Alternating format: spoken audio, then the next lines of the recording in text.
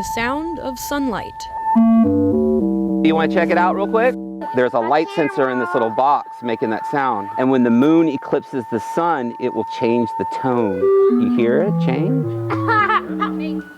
It's something students at the Louisiana School for the Visually Impaired never thought they would experience. Today, the moon's going to be perfectly in front of the sun, right? We have the device. But thanks to a creative approach, they witnessed it using other senses. Not having the vision to actually see it's really good, because this gives them, oh, okay, there is movement actually occurring. Even if they can't see it, they can hear it.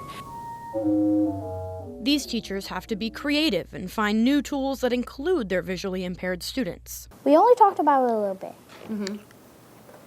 but I never got to see one. But now she can hear one. While the clouds blocked the eclipse for most of us, the students here at LSVI did not let the clouds dim their experience. Okay. Like it kept going down notes.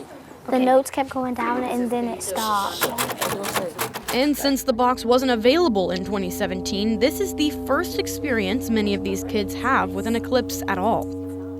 Other members of the visually impaired community also came to listen. This is saying a lot that we are being included, and hopefully this technology will include us in more things that we can be a part of and stand out.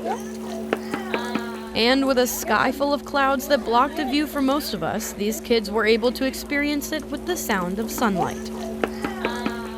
Aaron Rogers, Tiger TV News.